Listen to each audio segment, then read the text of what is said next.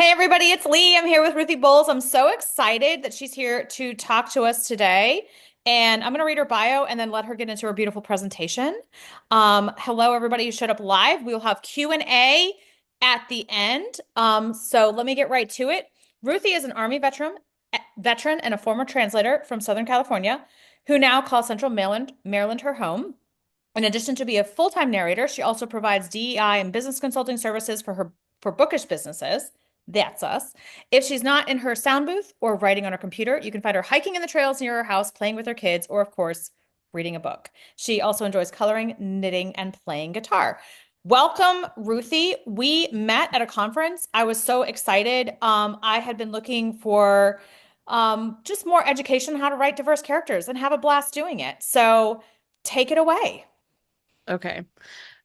So with the diverse characters piece, I feel like in a way, not that people would agree maybe on the surface of things, but in a way, without like specific questions about that, which I'm more than happy to take at the end, uh, some of it just boils down to the fact that if you are going to write outside of your experience, and I tend to prefer calling it writing inclusively, right? So if you are writing inclusive of lived experiences that aren't your own, then you're probably going to have to do some deconstruction around that. And I think that in order to do that well, it is going to require getting a bit vulnerable. There's something that we say kind of in like DEI circles, but it's like everybody's just a little bit racist, like at least. And what that means is not that you're actively choosing racism, but just that as from the moment you were born, right, you were inundated with messages and people's beliefs, whether they were your parents or your churches or your schools and grandparents and so on and so forth. And as a child, you don't question those things. We often don't realize how easily those things penetrate our psyche and then just fall deep down into the root of us, never to be questioned ever again until right? Until you do something like write a book that has a Mexican character in it, and your sensitivity reader says, "Why did you make them the landscaper?"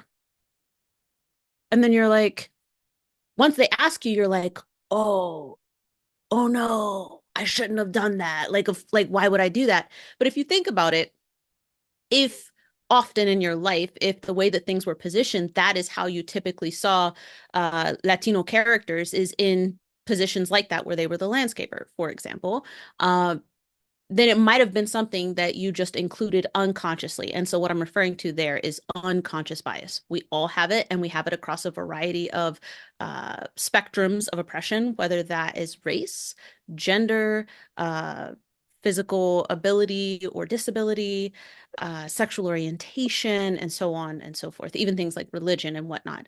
And for things that we know really well, we tend to know them with a certain depth and breadth. But then things that we don't know very well, like if you were born into the Christian religion and raised as a Christian, you may have very minimal knowledge of what it means to be Hindu, right? But you're like, I want to write this character, and this character's Indian, and because they're Indian, I'm making them Hindu. But like, what does that mean to you?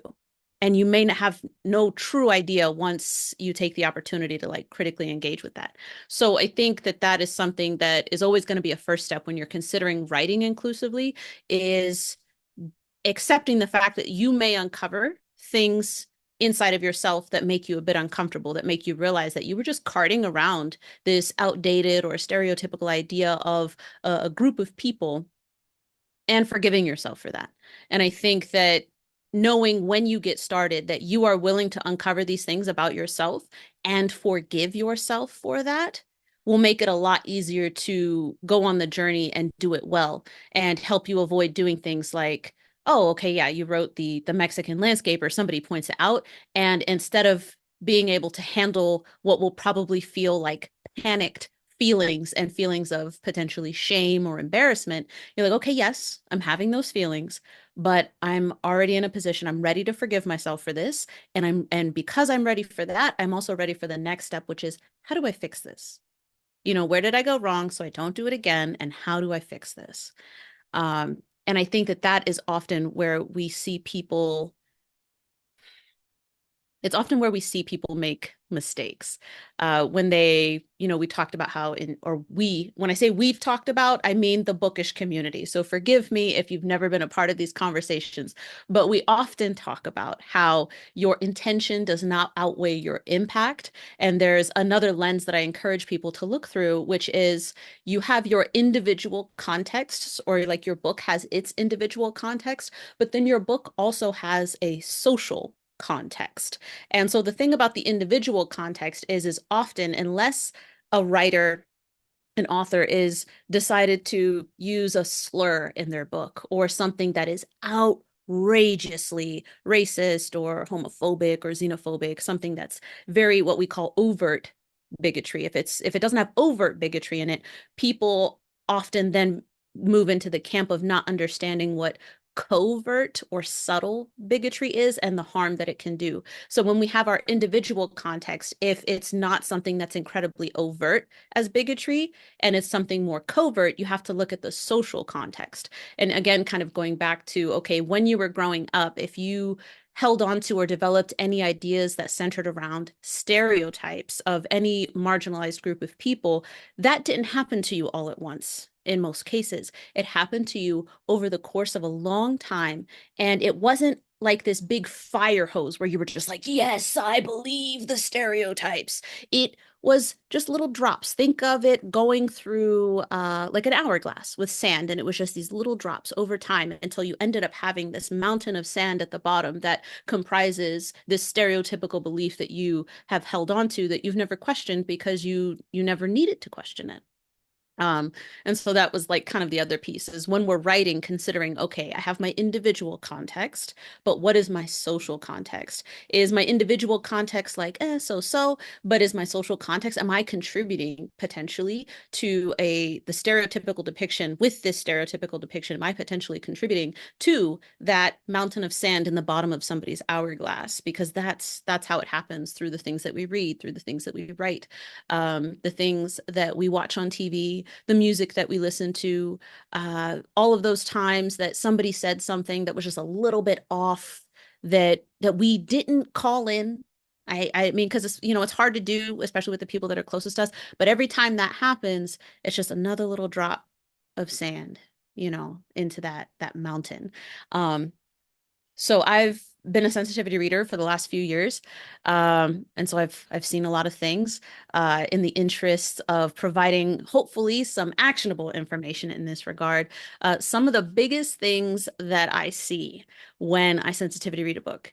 And I'm going to preface this with saying that anybody who like people pay me to assess their manuscripts, which means that even when these things happen, I'm not assuming that anybody's a terrible person. And if you're thinking to yourself, I would never do that, so did all of those people think the same thing. Okay, so the first one is only providing a skin color to the racialized people. Racialized is the word I typically use instead of saying BIPOC. Racialized refers to the fact that there are groups of people that society has racialized. So it speaks to what society has done to these groups of people. So racialized people will be the only people that get a skin tone in a book. And I'm talking manuscripts. I've read manuscripts that are 150,000 words, 200,000 words, and the only people or beings who have a skin color are the brown ones. And I've had more than one author they were honest and were like, look, I didn't believe you at first when I read that in your report, but then I went back to go look and I realized that you were correct. Like beautiful, complex descriptions. So it wasn't that there was anything wrong with the character descriptions for the racialized individuals and the either white or white coded. Because if you're doing fantasy, you probably don't have anything that exists that's like American or European. So we say coded is what we'll say. White coded characters, they'll list their hair color, their tattoos, scars, and everything, but no skin color. And so that is something that has actually happened more than once, probably more than 10 times. Another thing that will happen will be tokenism. So tokenism is when you have a character um, who's the only one of a particular thing. Now, it doesn't look quite as bad if you kind of just have a diverse group of people. So if you just have this mixed group of people with varying things and across various spectrums of identity, that typically looks fine. But it's like if you have, okay, every single person in this book is white except this person. That's tokenism. And it's something definitely to avoid if you can, because it looks like we call it, diversity on paper, but not like actually in practice. And of course, if you write a book series, it could be just like, hey, we're going to be fleshing these things out. And so you actually see more of these characters or more of different types of characters, and that's totally fine. But if you're going to do that, I recommend seeding that stuff in the first book so that way people can kind of expect that that will come. Like maybe this person, yes, this character is the only, let's say, black coded character or black character in this book, but like you see throughout the first book, like, hey, we're actually going to be going to this place where, there's going to be more of them. And that's kind of part of what happens in the next book. Um, Something else that can be really good to do is to read in the identities that you want to write in. And I would definitely recommend reading from what we call own voices authors to see what they're writing. It's not that you have to copy them. It doesn't mean that if you were including a Buddhist character from a Far East country like Japan or something, that you have to write this like story that's steeped in Japanese culture or anything. It doesn't mean that because you're not trying to write the experience of being Japanese and Buddhist. But if you're writing to include them, it can give you a lot of insight to see what own voices authors are writing about themselves and kind of seeing, okay, like these are the things that they talk about and these are the things that they touch on. And it becomes a little bit easier to see what's in your lane and what's not in your lane. I definitely, and I guess the last thing I'll say about that is I always encourage authors to stray away from profiting off of collective traumas that are not your own. So I am not Jewish. I would not write a story about the Holocaust. I certainly wouldn't try and write a story about the Holocaust where a Jewish person falls in love with a German soldier or anything like that. Like that's like getting so far out of my lane. If a Jewish person wants to engage with that collective trauma and write a story that's steeped in it, I consider that to be completely different again because there's like an element of profit there. And these are all things that are, I have reasons for why I believe these things. I have reasons for why I recommend these things. But it's not the type of thing where I would go out of my way to look any of you in the face and be like, you're 1000% wrong. Don't talk to me ever again. Like, obviously, everybody's entitled to their beliefs. And I can explain why I believe the things that I believe and why I make the recommendations that I do. But it doesn't mean everybody's got reasons and they've got beliefs and they have justifications, and that's just the way that it is in the world, which ties in really well to the next piece. Because I actually have a presentation for y'all. For I referred so Lee and I met at Smut Lovers last year, and I gave a presentation very similar to the one that you're about to receive, and I called it "Planning Your Next PR Crisis," which people are like, no, I don't want to have a PR crisis at all. Well, if you plan on having one, and all I mean is that one day I may screw up. I may screw up, which means I'm going to need to know how to do this. It helps you not panic and not make the mistakes that we consistently see play out in the social sphere, because the things just get messy most of the time, and a lot of the mess is preventable. So, okay. Okay. Mm-mm-mm. So we're talking about crisis management, navigating public relations emergencies. I will be focusing on this from the lens of like bookish businesses. So primarily authors, but we've also seen things pop up with events. We've seen things pop up with book boxes and all types of subscription services and author professional services and so on and so forth. So as Lee said, I'm an Army veteran. That was my first career. I was a translator for Persian, Farsi, and Dari and Tajiki, and a bit of Pashto. And my area of expertise was Central Asia and Western Asia. So what you would consider, what we often call like the Middle East, and then like Central Asia typically includes countries like Pakistan and, or the, northern area of Pakistan, Tajikistan, Afghanistan, and so on and so forth. Um, my second career, though, when I decided that I didn't want to do that anymore after 10 years, I became a marketer and a brand consultant, which is where I ended up getting a lot of my marketing and brand and communications knowledge. And then that was paired with my analytical skills that I developed while I was a member of the United States intelligence community. I've got 4 children. Um, which they are just a delight most of the time. Thankfully, I also have a husband who's making sure that they're not running in the hallway that's behind my office, screaming their heads off like they were yesterday during yesterday's phone call. And most of the time, you'll find me being an audiobook narrator online. I started doing that in 2022 when I just realized I just could not deal with what was happening in the marketing space. I couldn't deal with it so much. I spent a year podcasting about the lack of ethics in the marketing services space. Uh, and that's partly how I developed my public speaking skills. And I ended up being drawn to the work of diversity, equity, and inclusion consulting, as well as occasionally offering my business consulting services, primarily around communications and PR crises, uh, because people asked for them and I said yes. So that's how we got here.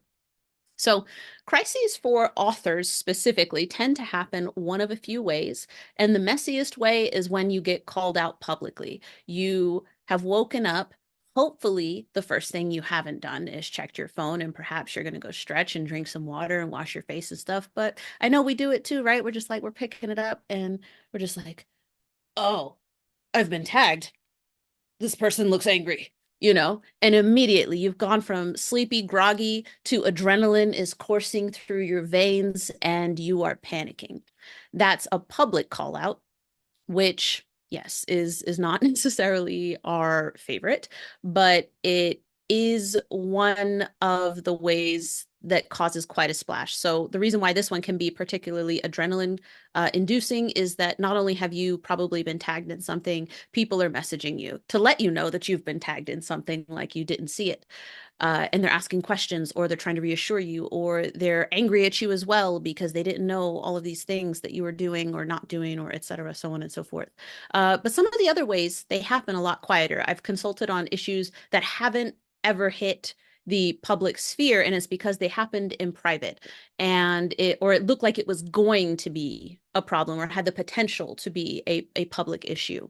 And so those things can kind of be internal communications crises versus what I've just described, which is an external communications crisis.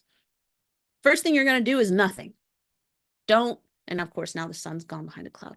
Don't do anything. Don't respond. Don't don't send voice notes to people freaking out. Don't do anything. The only thing you should be doing is taking a breath. You should do a very physical check-in, see how your body's feeling. Is your heart pounding? Are your breaths short and shallow? That's probably contributing to the adrenaline and the panicked feeling that you're having. You need to pause. So the pause, totally backed by psychology, because there is a relationship between your nervous system, your physical, right? Like your body's physiological state, and your mental and emotional state. So they exist in a kind of a symbiotic state, in that that's why you can take deep breaths and help calm down your physical body, while at the same time, what you're doing in the physical body can cause the mental body to start to short circuit and, get very narrow minded. Call outs cause a lot of psychological pain. People don't address that fact often, but they do. Even one that you would consider very tempered and fairly non-emotional will cause you so much psychological pain. And that is something that you should be expecting, because if you're expecting it, that means that you won't ignore it. That means you won't deny it, and you will be able to give yourself some grace. What fuels the rapid response? It's adrenaline. Adrenaline fuels your rapid response. Also, what fuels your rapid response is your desire to be seen as a good person. You're like, because this person's calling me out, they must think I'm a terrible person, but I'm not. I'm a good person. And so people tend to take them as personal attacks. And I'm not going to say that I've never seen a personal attack online. I certainly have. But in the case of things that are about your books and so on and so forth, it often isn't meant to be a personal attack, but we do take them that way. But who's right and who's wrong doesn't matter. You just need to take a beat. You need to take a breath. So you can usually afford to wait 24 hours before making moves on a crisis.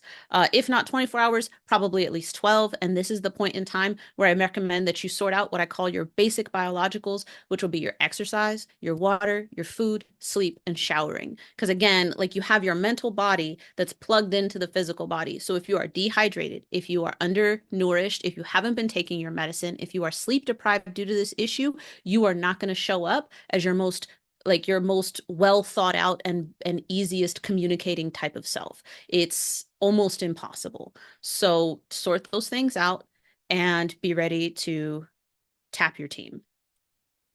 So some of the things you can do in terms of this step, in terms of getting ready and thinking about how you would handle a situation like this, if you've never been in one, think about how stress shows up in your body. And maybe you're like, well, shoot, I don't really know. That's okay. This is a question that I would like for you to take with you. So that way, the next time you've got some stress, i.e., for any of you who have kids, like yesterday, I got a phone call about one of my kids skipping school. Man, the stress showed up in my body on the phone call. Like I could feel it tingling all over me. It was terrible. But if you're not paying attention, then you wouldn't know that that's how it shows up. Once you know how it shows up, you can clock it before it gets out of control. Think about what in the past when you've had experiences that either cause a lot of fear or shame or guilt, what did that feel like? My shame feels like prickles and I can feel it roving over my body. And it's outrageously uncomfortable. It feels intolerable and it causes us to want to shed them as quickly as possible, which again, if you're aware of them, don't do that because when you operate from the position of trying to erase, avoid, get rid of psychological pain without truly answering or solving any problems, that's where you start to edge into making mistakes. And when you're confronted, how do you typically respond? Do you get, is it fight, flight, or freeze, or fawn? So it's the four F's, right? We usually say fight or flight, but freeze is one where you're just like, and then fawn is another one where perhaps this person has a point, but it doesn't mean that they're right all the way. But because you are in a fawning phase, you just completely fold and capitulate and give them whatever it is they feel that they need to have. So if you know that about yourself, you can take precautions. And the pause, which is still in this first step, will help you do that because it'll be able to recognize like, hey, I'm entering into an automated conditioning response that over time at some point in my life, I learned that this would help me or save me, but it may not serve me well as an entrepreneur, a self-employed person running my own business. So once you've done that, we've taken some time. We're going to move into the second step, which is to assess your situation. So your ability to assess relies on both your self and social emotional intelligence skills. Emotional intelligence refers to the collection of skills that we have that allows us to do things like self regulate our emotions, to even be able to identify our emotions, but to also identify the emotions of other people and understand our impact or potential impact on them, which allows you to be a more effective communicator and planner. Uh, in this assess phase, it's not just about proving yourself right. Thoroughly examine the other person's position, even if you still come to the conclusion that they are incorrect or they are wrong.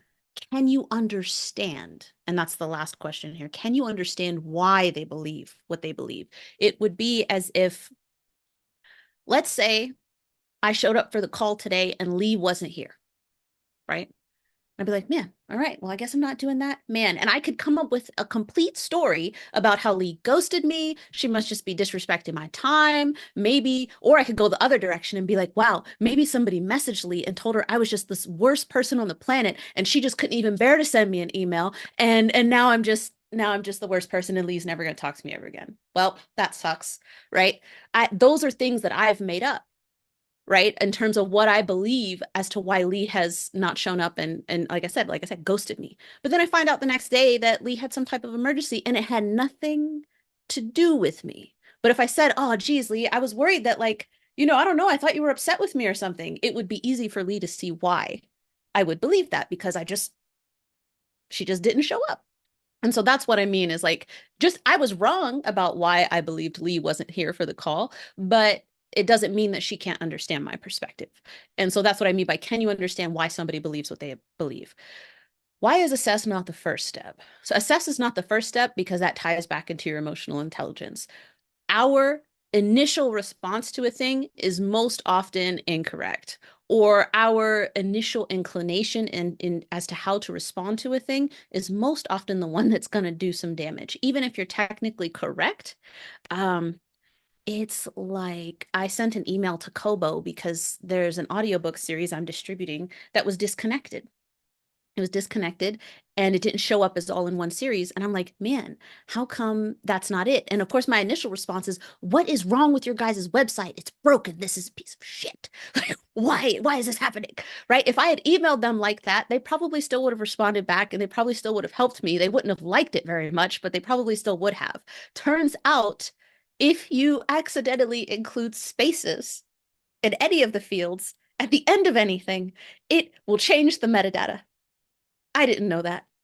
But was I right that it's stupid? Yes. Did I tell them that it was stupid? No, because it's not productive, because they could have set up the system so it would alert you to any erroneous spaces, but they didn't. But it's okay because it's not going to help anything for me to tell them that it's dumb. And that person's probably way above their pay grade, right? So I felt the way I felt. I said it to my group chat, and you guys are the only ones who know exactly how stupid I think that is. But that's fine. Nobody else really needs to know, do they? Do you know this person or organization? So this is where we get into this is kind of more the business analysis piece. Is the person who's reaching out to you, do they have a vested interest in you being whatever it is that they've decided that you are? If I find something that I think is homophobic in somebody's book, and then I get online and I drag them with screenshots and I'm really amping up everybody in my comments section. Um, I'm stitching all their videos every time they try to respond and just really stirring up the emotional pot, the emotional fervor. It's helping it reach this peak, this fever pitch. If I make money off of the views on my social media, I have a vested interest in you being exactly as terrible as I am trying to portray you as being. Now, what that means is that person does not necessarily have a vested interest in you not being terrible. It doesn't make them incorrect about the homophobic thing they found in your book, but it does tell you a little bit about what might be the motivations. And to be honest, the person doesn't even need to get paid for their views because dopamine is a hell of a drug. And watching all the comments and all the likes and all the responses and stuff, that releases dopamine in our brains. And it definitely feels a lot better when it's for something like your book cover release or your title reveal or something. But it happens for things like this too. If the person or organization is somebody who does have a vested interest in you not messing up, so let's say I've narrated your audiobook and I'm reading the next one and I find something that I'm like, oh, that's a racial stereotype. It will be very difficult for me to reach out to you to tell you that. I will, because I certainly don't want to get dragged on the internet for narrating it, but I'm going to tell you because I have a vested interest in this not being the case and letting you know like, hey, this is tough, but there is a racial stereotype in your book that I just wanted to draw your attention to. And then it's up to me, of course, as a business myself to let you know whether or not I'm comfortable narrating that or if I think we can fix it. And I never try to get people to hire me. And that's like where things can kind of get a little twisty just because I do offer sensitivity reading services, but usually I'll make recommendations out. Like I've helped people, usually oftentimes it can be like really small fixes and stuff like that. But it's in my best interest for this not to be in the book, which means that I'm coming to you with the hope that this will be able to be like sorted out and fixed. And that's a kind of a different approach. And that is something that could be like an internal communications crisis, right? Because depending on how you respond is going to impact what I do next and how I feel, or what another business would do next in that situation. Okay.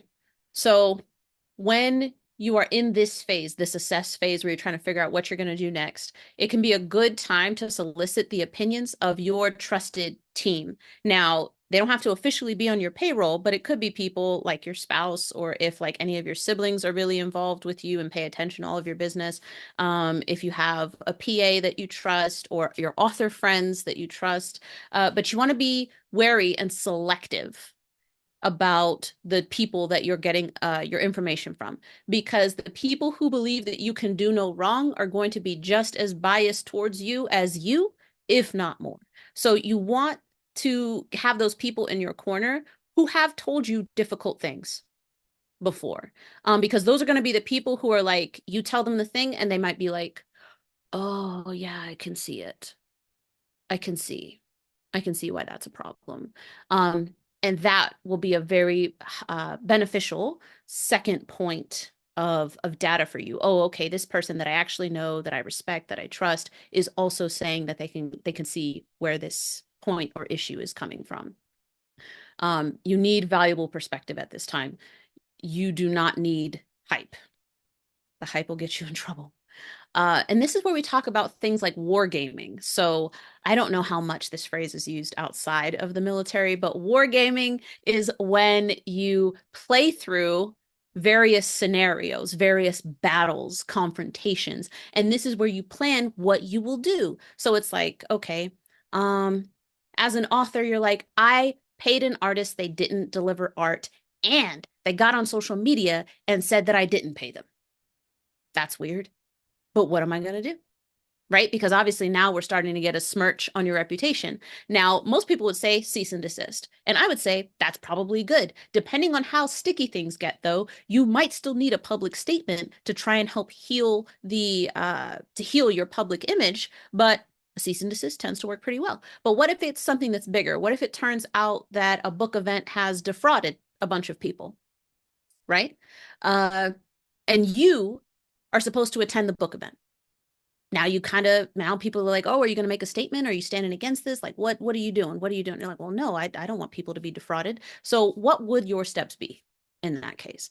And do you know who you would tap for assistance and support? Again, getting those valuable perspectives, whether it's people you can run your statement by if you need to make a public statement, kind of having those things laid out ahead of time can again help reduce panic and give you something that you know you're going to do, which if you have a plan, it helps you, instead of running off and making a plan as you go, you're like, no, I have a plan. So I got to stick to the plan, or stick as close as I can to the plan.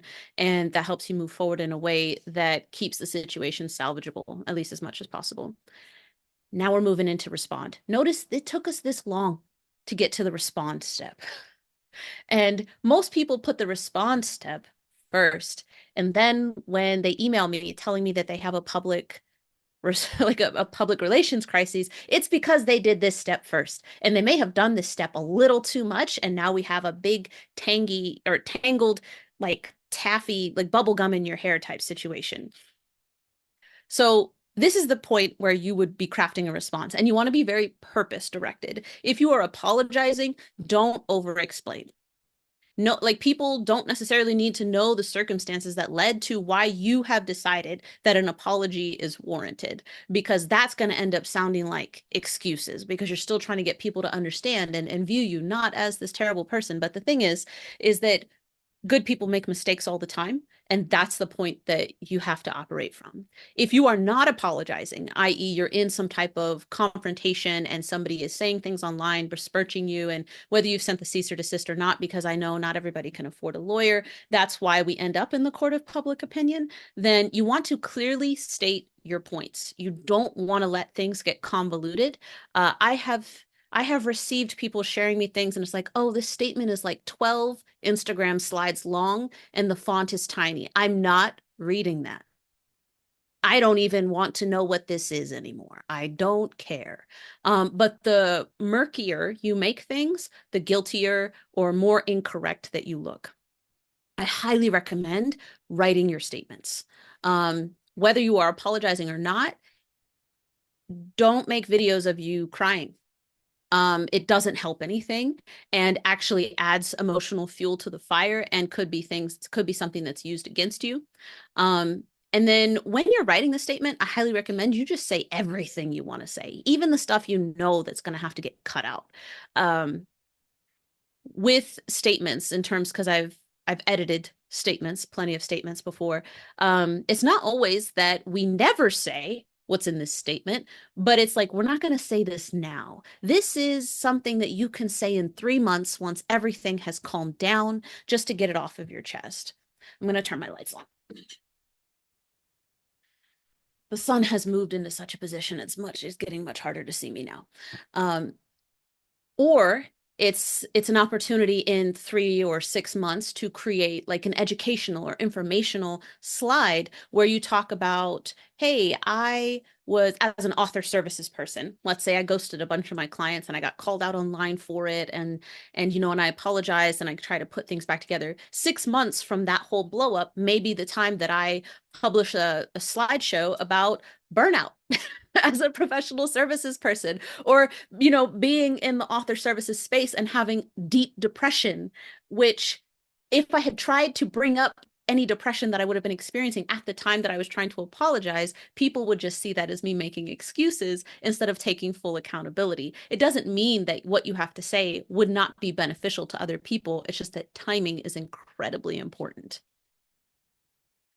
So, unless your action plan includes responding to people responding to you, make your peace with the fact that not everybody's going to forgive you or believe your side. So, unless it's like, yes, we are going to respond to people, or usually what it is we're not going to respond to anybody unless somebody presents like critical, brand new information that we weren't aware of before. Otherwise, we're not going to respond. We're actually going to take a break. And during this break, I understand that it can be very difficult to be like, well, what if something happens and I don't know? Designate a trusted individual to just keep an eye on things and to only let you know when that brand new critical information pops up. What you don't need is people giving you a play by play over and over and over of how people are twisting the situation or rehashing the situation or making memes out of the situation. Like, you literally don't need that, or else your adrenaline's never going to come back down. And that will probably do incredible damage to your mental health. So that's also the time where you just let everybody know, hey, I've made my statement. I don't need to hear about this again. I have my PA watching things. They will let me know if there's anything I need to address, but I'm taking like the next week or so off from social media. Please don't talk to me about this. Right? Because even friends will send things thinking they're helping you and supporting you, and they're not, particularly if you've already addressed it. So, if you know that you are a good technical writer, if you have a background in communications, this is definitely something that you can handle. If you are not a good technical writer, keep your statements short. Keep them short. The longer they get, the messier they get, the murkier they get, the more likely you are to include details that don't matter or details that make things seem not as you want them to be. And then think about it. Should your team include somebody who can help you polish your statement? Do you have people who have skills in this area that you do not have, that you can be like, hey, can you tell me what you think of this? This can be really valuable if you have somebody in your corner who said, like, you know what, actually, I can see what they're saying. I can understand why they would say that. That would be another really good point of perspective to get, like, hey, does this statement say what I want it to say? Would you consider this statement to be a poor one? Is this me making excuses? And get that type of feedback. It's incredibly valuable, and it may help you tighten up the language. And now we're ready for question. I know I said a lot of things, so I'm ready. I'm prepared. That was awesome because I really wanted you to come talk to the group. Oh, was there a question? Sorry, I don't want to cut anyone off. But someone was asking, like, they said, how do I not get canceled? And I think that a better way, I thought about that because even that statement kind of was like, wait. And I came back and I was like, what if we try not to do harm, actually? Like that is more how I want to approach things. And I love the idea of writing inclusive stories, not appropriating either, which is the Yeah. other thing. I took a class on writing Native American characters, and they basically were like, if you haven't held a Native American baby, like don't write a Navajo character unless you haven't held a Navajo baby. And that was kind of one of the statements. And I was like, that's great advice. I will take this in and not write because man, the stereotypes that I would have written. That's why I took the class and then was like, wow, oh, I'm going to re-educate myself. So I just wanted to touch on this topic. I know that people just need to hire you as a sensitivity reader if they want to go deep. But yeah, if anyone has any questions, you can come off mute. Sarah, I didn't mean to talk over you if you were trying to ask a question, or you can pop them in the chat and I'll read them out loud. But yeah, what would you say to someone who wants to write more inclusive characters? um, and just wants to, starts to read more, like you said, own voices, works, and how would they go about finding a sensitivity reader? Is there a forum that you like to point people to? Or I know Smut Lovers has some resources, and that's how we met, which is Yeah. awesome. But are there a couple of resources that I can also post for people? Yeah, so Smut Lovers actually has a reader database, and it crosses a lot of different intersections. So, like, certainly race is on there, but also like people who have experience with particular types of relationships or living with certain types of disabilities or illnesses, and so on and so forth. Uh, Sensitivity readers tend to know each other, so that also helps. So, like, I wasn't the right reader for a project that came into my inbox yesterday, so I referred them to someone else who was. And then we have like Facebook groups and things like that where we can be like, hey, I have an author who's looking for this type of whatever. And some of those groups are secret, some of them are not. Um, but yeah, like it's still something that's coming about Mhm. as a service. And so there aren't a whole lot of, it's not like trying to find a printer or something. Those things are pretty well established as a need. And sensitivity reading or authenticity reading is something that has come up only probably within the last, let's see, I've been doing it for 3, so I would probably say like 5 to 7 years, I think, is really starting to hit like mainstream consciousness in terms of the publishing industry. Yeah, awesome. Does anyone have any specific questions? Hop in the chat. Um, I yeah. actually would like to address that whole how do I not get canceled? Oh, yeah. Okay. Open that can of worms. Let's go. Let's do it. Okay. So how do you not get canceled? By not being messy is the first thing. Also, recognize what your brand can handle. So there are some people who, at the age and maturity that their brand is at, can withstand anything. And I think that this is where things get mixed up because people say like, "Oh, cancel culture doesn't exist," right? Um, it certainly doesn't exist if you're already well off. If you are wealthy and your brand is huge and you are very sorted out, it is incredibly likely that unless you do something utterly horrific and horrendous on a live stream where everyone can see it, that people will still read your books. Maybe you will lose some readers, but it's not going to be a death blow to your business, right? But there are plenty of things that I have consulted on where issues popped up and it was true. It was like, oh, you depicted this was outrageously stereotypical throughout the whole book. Did this person not know better? Yes. Did they do it on purpose? No. Were people upset about it? Yes. And it made sense to be upset about it.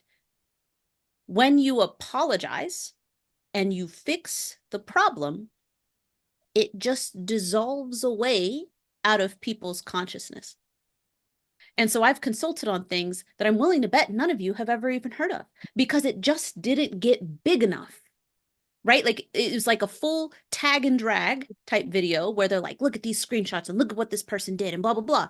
The author, within 48 hours, we crafted a statement, put out the statement, apologized, listed the action items, and stated how they were going to hold accountability for those things. So if it was fixing things in the book, it was okay, I'm having a sensitivity reader read the manuscript right now, I've taken down the book, the sensitivity reader is working on it right now, and I'm hoping to have the ebook back at this time. I will let you all know, and then this is back up, and this is how I'm maintaining accountability for that. And then you just never hear about it again because they did what they were supposed to do.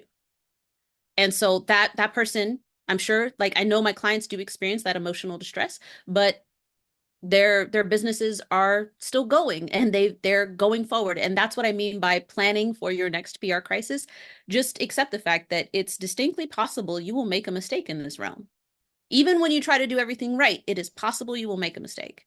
But if you are prepared to fix the mistake, apologize, and allow people to kind of like heal and move forward instead of like doubling down on it, then it's the doubling down typically that we see people getting really upset about. And like I said, it just causes that emotional fervor to build and kind of crest and hit those peaks. So I don't think the question is, how do I not get canceled? It's, how am I going to act if somebody out in the public sphere finds some racism or homophobia or xenophobia or something else in my book that I didn't know was there? How am I going to respond to that? And that's going to indicate whether or not you're able to move on from this in a relatively smooth fashion or not. That's good. And I love that your whole platform is speaking to the you will make a mistake and there's a way to come back from it. Because we want to avoid making mistakes, but we are making them. You mentioned the list of things to avoid, and I was like, yeah, I got to fix some stuff. So, and as a woman, I have internalized misogyny. Like I've been dealing with that my whole life. So when you started out, like, we all have this, I'm like, yeah, we do. even if even if you're like, wait, shouldn't I be on my own side? But so some of the steps that you mentioned, like taking the book down, recrafting the book, uploading, how often is that the step that people should be taking with, I mean, if you're causing harm, like pulling the book down immediately is part of the steps you would take? Yes, most of the time, where possible. Some steps take longer than others, but especially if it's something where you're like, oh, like I used a word, right, Mhm. that I didn't like. So we've seen that with the word, the slur for Romani people, that is still, there are still people who don't realize that it is in fact a slur. It's derogatory. Um, and they're like, oh, I didn't realize that it was, and I used it a few times in my book. So part of your statement would be like, I've already updated the ebook. You can refresh and re-download, and you'll get that new version. It's going to take some time for the paperback to come up, but like we've already uploaded that new version, and I've reached out to my audiobook narrator, and they're going to re-record those lines, and we'll upload those. But that is all going to take time. But that's part of the accountability steps. In some cases, if it's a single book, it can be still relatively quick, probably maybe like a week or something like that, depending on how fast your sensitivity reader works and how long your book is. But the thing is if you apologize, but you do not take the book down, the book that contains the offending content, you are still continuing to profit off of it. And that is going to always call into question the legitimacy or the genuineness of your apology if you've made one. Yeah. Thank you. I think that that's what people in the group were wrestling with, and I was wondering like what are the steps to take? And it's like remove the harm. Just go ahead and remove the harm and don't continue to financially profit, like you said, off of something that is actively harming people. Are there any other resources like books? I once saw this really cool white paper and it was about anti-Semit it's hard for me to say that word, anti-Semitism, anti-Semitic stereotypes. I didn't know of all of these. Like it went deep. And then I watched a show. I watched Loki And at the end, there was a reveal, and I was like, that's anti-Semitic. And like my brother and sister were like, what is happening? Anyway, so yeah, are there any resources like that, like nonfiction, white papers or books or anything that you could recommend? Writing the other.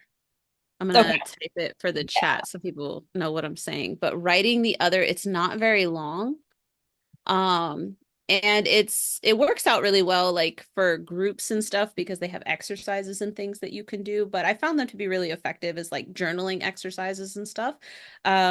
Because it gets you think it's kind of some of those initial steps I was talking about in terms of deconstruction and examining like your own unconscious bias and trying to make it conscious so you can then make an active choice instead of operating on your old conditioning.